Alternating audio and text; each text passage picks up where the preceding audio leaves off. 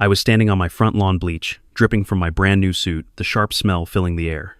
It was my best suit, $1,000, worth of fabric, now ruined all because of one person. And that person, Karen Westfield, the HOA president of Lakeside Estates, who just sprayed me like I was. "You think you're better than us," she screamed, marching off like she'd won. But what happened next? I wasn't the only one who saw what she did.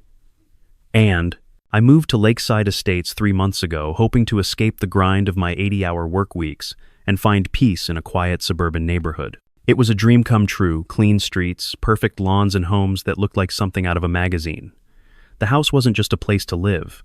It was a symbol of everything I'd worked for. After years of struggle, I was finally able to afford a place that matched my ambition.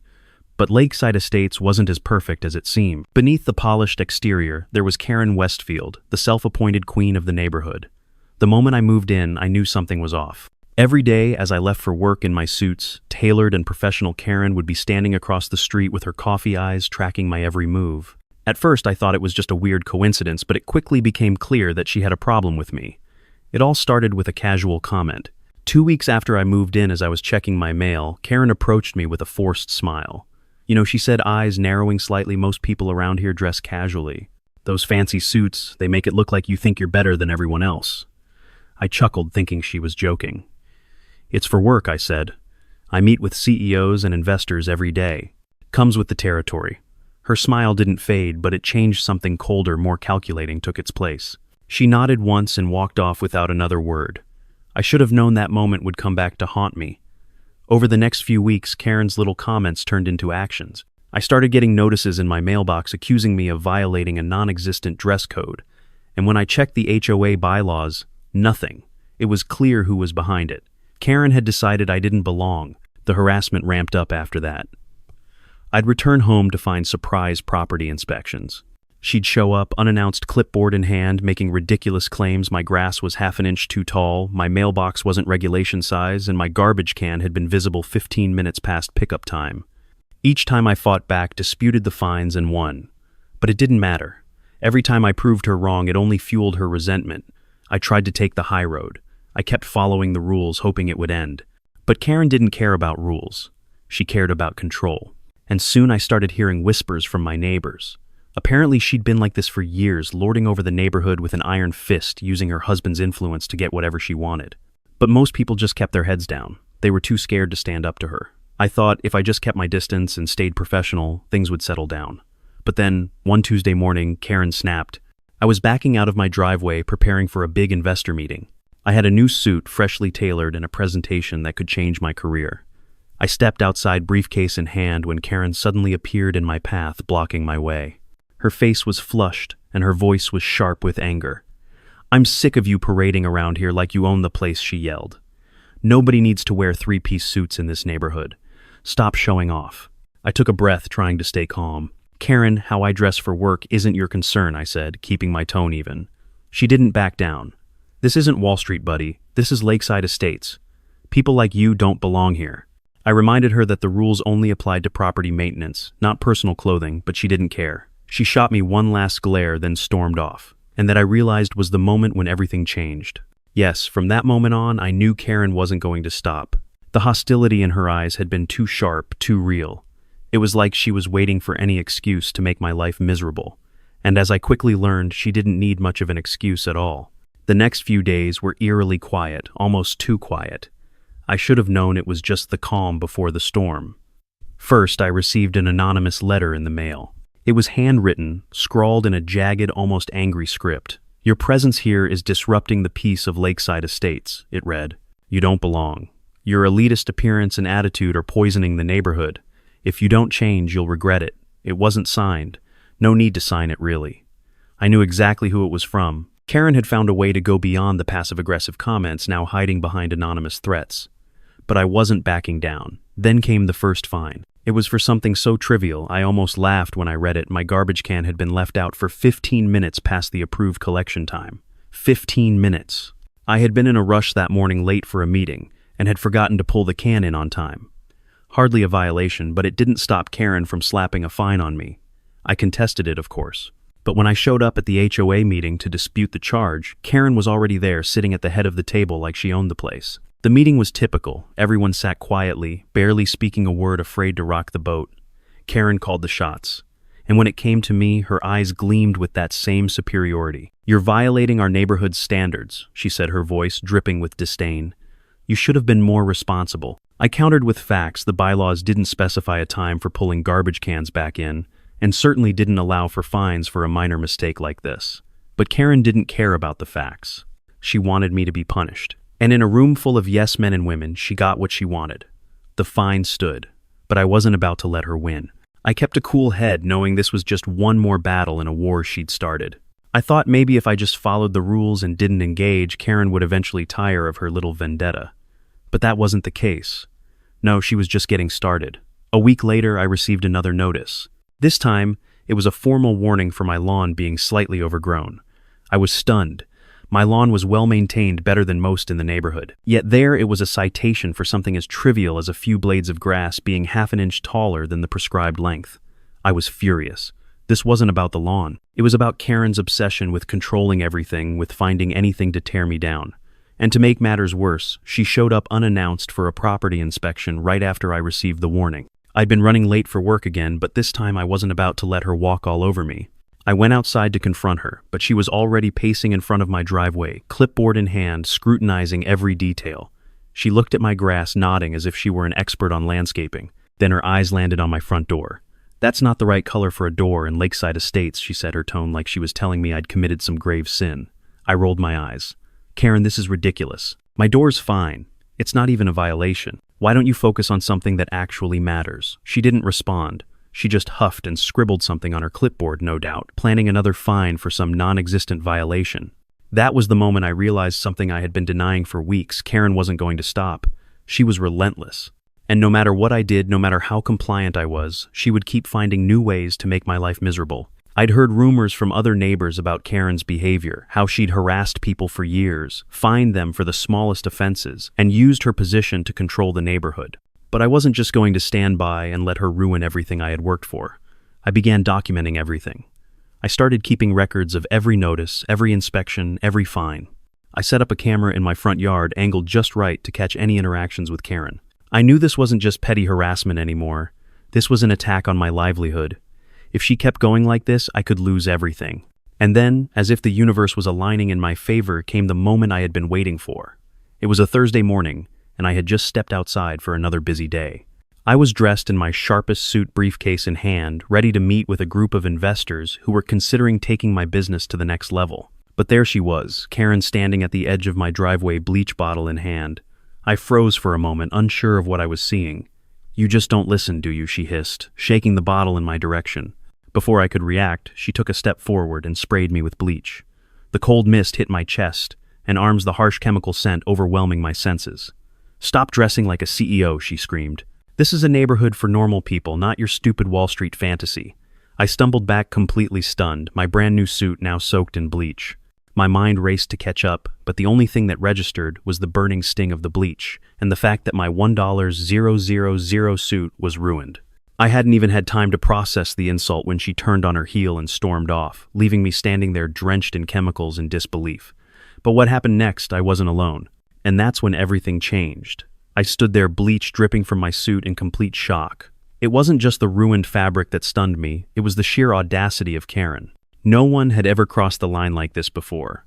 This wasn't just harassment anymore, it was assault. But as the smell of bleach burned my nostrils and I stood frozen trying to comprehend what had just happened, I heard a voice. I got all of that on my security camera. It was Mr. Chen, my neighbor from 2 doors down. He was standing in his driveway, shaking his head in disbelief. His normally calm demeanor was replaced by something colder, harder. I didn't even have to ask. He had been quietly documenting Karen's madness for weeks, and now he had the proof. I glanced over at him, the knot in my stomach tightening, as I realized this wasn't just some petty feud anymore. This was real. Karen had gone too far. "You've got to be kidding me," I muttered, my voice hoarse. Mr. Chen nodded, his eyes filled with sympathy. "It's all on my doorbell camera. I've been watching her for a while now. She's done this to others, just never this bad." I glanced down at my ruined suit, my stomach sinking. This wasn't just about the suit anymore. This was my career. The meeting with my investors, one of the most important moments in my business's history, was slipping through my fingers, all because of Karen's jealousy and control. I couldn't let this go. I couldn't let her get away with it. I took a deep breath, my heart racing, and made the call. I dialed 911, my fingers shaking as I explained the situation. Within minutes, I had police officers on their way to Lakeside Estates. While I waited, a few neighbors slowly began to gather around. Some looked curious, others worried. But there was one thing I noticed: they weren't looking at me. They were looking at Karen's house, where the chaos had all started. "Mr. Chen approached me again, his face grim. "I'll be a witness, and so will the others," he said. I nodded, grateful. This wasn't just my fight anymore. It was the neighborhood's fight. Karen had terrorized everyone, but no one had ever dared stand up to her. Until now. When the police arrived, they didn't waste any time. They took one look at the footage. Mr. Chen had captured the clear, high-definition video showing Karen approaching me, spraying me with bleach, and yelling at me in a fit of rage. There was no denying it. The evidence was undeniable. The officers exchanged glances, one of them muttering under his breath, "That's assault. Plain and simple." I watched as they made their way to Karen's house, the weight of the moment sinking in. This wasn't just about my ruined suit anymore. This was about standing up for myself, for the rights of everyone Karen had ever bullied in this neighborhood. From my driveway, I could see Karen through her window, pacing furiously. Her hands were gesturing wildly, and I could hear her voice, though, muffled, shouting in her usual self-righteous tone. At one point, she pointed toward my house, her voice rising in anger.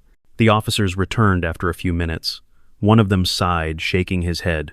"She claims it was a misunderstanding. Says she was just trying to help you remove a stain." I let out a bitter laugh. "You saw the footage," I said, my voice thick with sarcasm. The officer nodded. "We did. We believe you." The weight of that statement settled over me like a cool breeze. For months, Karen had made me feel like the outsider, like my success wasn't deserved. But now I was the one with the power. The evidence was on my side, and for once I wasn't going to let her win. Minutes later, the officers returned to Karen's door. This time, there was no talking. They didn't give her a chance to explain. The neighborhood went silent as the police took Karen into custody, her face pale and twisted in disbelief. She was arrested right there in front of everyone, her once immaculate facade crumbling before their eyes. The reality of what she'd done hit her in an instant. She wasn't just the queen of Lakeside Estates anymore. She was a criminal. I stood there watching as the officers led her away in handcuffs. My heart was still racing, but there was a sense of satisfaction there too, sweet, cold satisfaction. Karen Westfield, the woman who had ruled this neighborhood with an iron fist, was finally being held accountable. And as the officers put her in the back of the patrol car, the neighborhood began to shift. Neighbors I'd barely spoken to started to come out of their homes, looking at me with new eyes. The tension in the air was palpable, like everyone had been holding their breath for years, waiting for someone to stand up to her. And now they didn't have to. The last thing I saw before Karen's car drove away was her face. She twisted her head toward me, eyes wild with anger, like I had personally betrayed her. But the truth was, it wasn't about betrayal. It was about justice. And it was finally happening. 3 weeks later, Karen sat at the defendant's table, her hands clasped tightly in front of her, her once confident posture reduced to something smaller, more defensive. Gone were the bleach bottles, the fake smiles, the tyrannical reign she'd held over Lakeside Estates. Now she looked like just another person caught in the web of her own mistakes. The courtroom buzzed with whispers. A few of my neighbors were there, sitting in the back, eager to see the woman who had made all their lives miserable finally face the consequences. They'd seen her for what she was long before I ever had, but they had been too afraid to speak out. Now they were watching, as the reality of her actions came crashing down.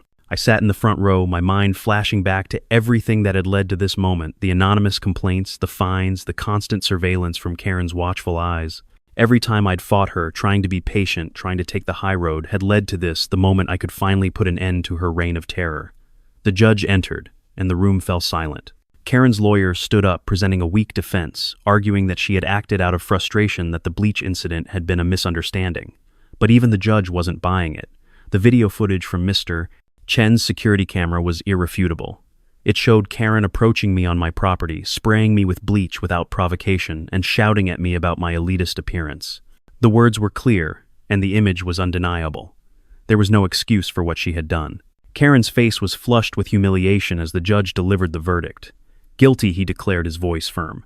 Guilty of assault, malicious destruction of property, and harassment. My heart skipped a beat.